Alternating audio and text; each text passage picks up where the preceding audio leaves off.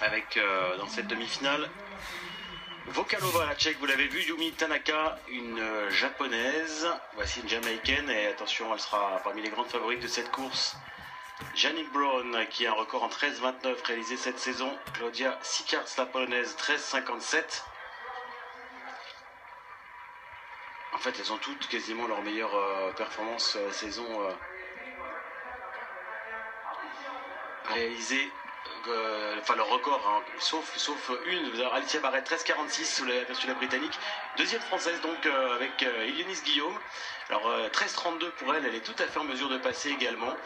Et Claudia Sorov, voilà, elle a un record à 13,32, mais n'a couru qu'en 13,67 cette saison. C'est la seule dans cette course qui n'est pas un meilleur, record personnel qui soit de la saison. C'est assez logique puisqu'en cadet on n'y reste pas longtemps forcément, et donc les performances bien sont souvent assez peu nombreuses. Finalement, Elisa Maria Di Lazzaro, l'italienne, qui complète le programme. Alors que les séries de ce 100 mètres N ont eu lieu lors de la première journée. Donc c'est un peu différent du 100 mètres masculin, par exemple, qu'on a vu hier, où ils ont fait les séries, les demi et la finale le même jour. Là, il y a un peu plus de temps pour récupérer. Oui, c'est vrai qu'on a été un petit peu surpris dans cette catégorie cadet de voir 3 courses dans la même journée. Mais visiblement, ça s'est bien passé, puisqu'il y a des records malgré tout en finale. Alors, la française, on le rappelle, couloir 6. Et c'est parti, sans faux départ, pas trop mal ce départ, la jamaïcaine en tête pour l'instant assez nettement, mais grosse bagarre à la deuxième place pour Eveline Séguin, elle est en tête, la française désormais, elle est en tête, elle va aller chercher la victoire et la qualification. Nos deux françaises en finale du 100 mètres haies, voilà une très très bonne nouvelle. Et un record personnel à nouveau. Ah oui, alors son record était de 13,32, il va là aussi effectivement être amélioré. Un bon départ, la jamaïcaine Jannik Brown était en tête au départ et elle a bien craqué sur la deuxième partie de la course, la jamaïcaine. Oui, et nos françaises qui finissent bien parce qu'elles ne sont pas très explosives, mais elles enchaînent bien derrière.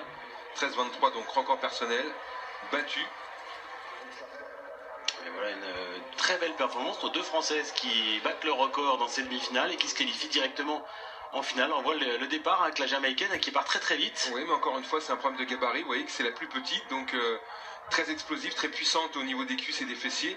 Donc une capacité d'explosivité de créer du mouvement très vite, en très peu de temps. Et vous voyez qu'à la fin, elle a du mal avec l'intervalle. Elle allonge un petit peu, elle fait des sauts un peu plus importants, alors que notre française est vite sur l'obstacle et court dans l'intervalle. Qualifiée avec la britannique Alicia Barrett qui courait à sa gauche. Vous voyez comment elle engage l'épaule droite. Regardez, elle engage le haut du corps en opposition avec sa jambe d'attaque. Bien équilibrée, même si les mouvements sont encore perfectibles, bien sûr. Mais elle a déjà le sens de l'attaque de l'obstacle et c'est le plus important dans cette discipline. Et bien voilà, qui nous fait plaisir. En tout cas, pour l'instant, les athlètes tricolores qu'on a vus sont vraiment bien. À noter, Bertrand, que le record de France est de 13,08. Il est détenu par une certaine Adriana Lamal. Et Adriana avait la particularité d'avoir été championne du monde, cadette. Donc c'était il y a pas mal d'années. Écoutez, on aura deux chances, parce qu'on aura deux Françaises en finale. Donc, Adriana Lamal, c'était en 99. Deux Françaises en finale, ça multiplie évidemment les chances d'avoir un podium ou pourquoi pas un titre. La particularité d'Adriana, c'est qu'elle avait pris le bronze sur 100 mètres plat dans ces championnats du monde. D'accord. C'est vrai qu'on l'a vu hier, on l'a vu déjà, mais les cadets, il y a peut-être aussi, on ne sait pas encore forcément vers quelle discipline